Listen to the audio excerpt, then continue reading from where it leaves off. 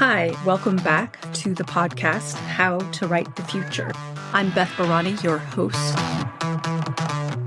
In this podcast, I help science fiction and fantasy writers create positive futures because when we vision what is possible, we help make it so. Today, I'm starting a new feature of book reviews. And even though I have not yet finished this book and have just started this book, I think it's a great jumping off ground to talk about and maybe encourage you to check out this book as well. The book is Limits and Beyond, with essays from the original The Limits to Growth authors Dennis Meadows and Jorgen Randers, and many more. A report to the Club of Rome. The book is edited by Hugo Bardi and Carlos Alvarez Pereira. I have literally just started with this book. I have read the foreword and I'm in the introduction. I wanted to read to you a few bits from this book and riff off of them for a little bit. From the foreword by Memphela Ramtheli and Sandrine Dixon de Clèves, co-presidents of the Club of Rome. They tell us that, quote, this book is a rich compilation of deep reflections by members of the Club of Rome, as well as other partners who share a global vision of the world characterized by well-being for all within an equitable global order for a healthy planet. I really love that there are people in the world who care about this. There are many, many people writing and thinking and sharing on these topics. I just want to bring out that beacon of hope through this podcast that storytellers, we can be a part of creating visions for a healthy planet, for focusing on well-being, for bringing out this notion of an equitable global order. Now, understand in fiction, we need conflict. At least that's the model of storytelling that we're all used to, that many of us in the West are used to. Are there other models of storytelling? Yes, and that could be for a future episode. If you're interested in having me explore other models outside the Western models where maybe conflict doesn't take the same position, let me know. I want to come back to the fact that any one of us can go to the library or buy a book that is talking about how to create an equitable global order for a healthy planet. I do want to say something about the word order. I feel like life is about disorder to order and then disorder again.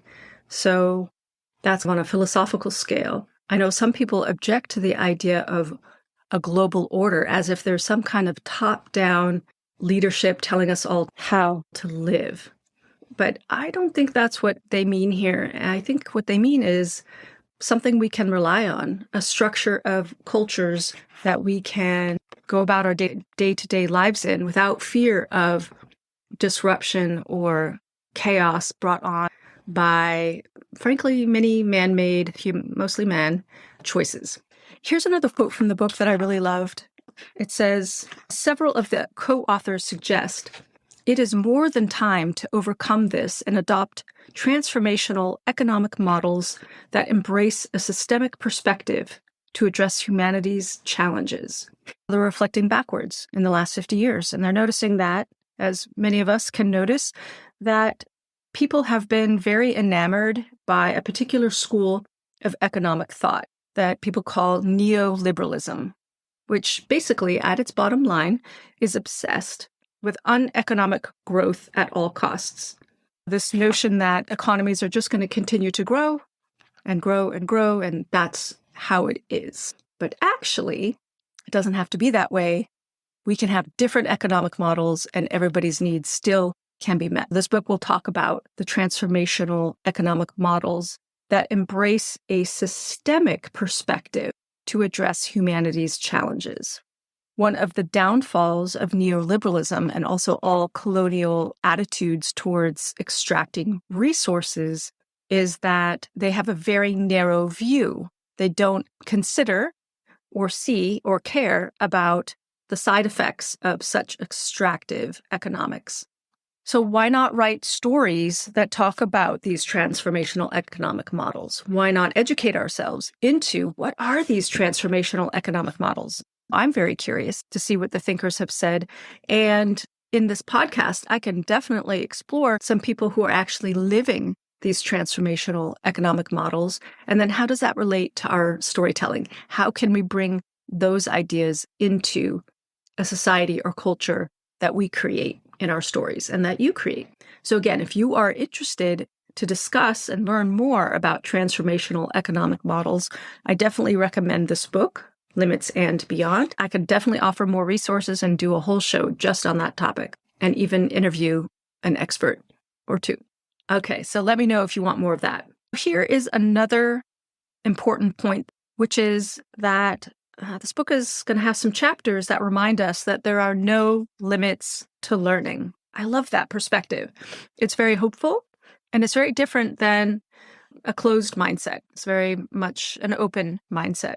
So here's the quote. There is a growing evidence of the huge, untapped, innate capacity in all humans to learn and come to grips with how complex living systems change. Work done in the most challenging environments has demonstrated the innate capacity of people to adapt. Its most important enabler is the encouragement for each to travel inwards to liberate themselves from a sense of worthlessness and fear of failure.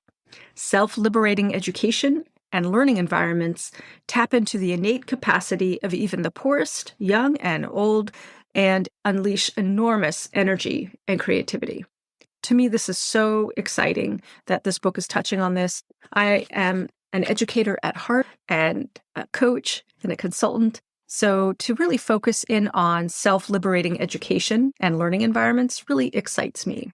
And I would just like to say that being able to podcast from the comfort of my own home is one of those self-liberating learning environments for me and for you, the listener. Also, I love this focus on enormous energy and creativity. I believe that we humans are all creative. And as storytellers, it is our job to bring in that creativity into the stories we write and into the worlds we build. So I encourage you to think about, what does this look like for you, self-liberating education and learning environments? How can you make learning even more fun and easier? What support do you need? How does your environment need to shift or change so that you are nurtured and you can unleash your energy and creativity? Here's another quote about how humans are really part of nature. Here's the quote. Healing the legacy of brokenness imposed by dominant ways of thinking and relating to others and to nature is essential for all of us. Healing this brokenness is the opportunity awaiting humanity to become open to return to the essence of what it means to be human. Let us reclaim our humanity and celebrate Mother Nature in her full splendor. I love this focus because there has been a model in especially Western culture. I really can't speak to other cultures. I'm definitely a descendant of European culture myself, mostly Jewish, a little bit of English, Irish, and Scottish, but mostly Eastern European Jew. And so my whole culture from my background has been steeped in Western culture, which for the last 500 years or so has been dominated by the idea that humans, and of course, men wrote these things down and dominated women as well, where humans or man dominates nature and dominates anything not considered rational. That's a whole other discussion. But to notice how we're actually part of nature and what does that mean for the well-being of ourselves? And also, what does that mean about being human? I truly think that one of the domains of our future is about this core discussion of what does it mean to be human. There's a lot of things impacting this discussion that I could go into in future episodes. I highly recommend Limits and Beyond if you are at all interested in, number one, looking backward, reflecting over the last 50 years, but also helping you look forward. That's it for today's episode. Please subscribe to How to Write the Future. Please follow me on Twitter and LinkedIn. Email me. My email is in the show notes. Have a wonderful creative time, everyone. Write long and prosper.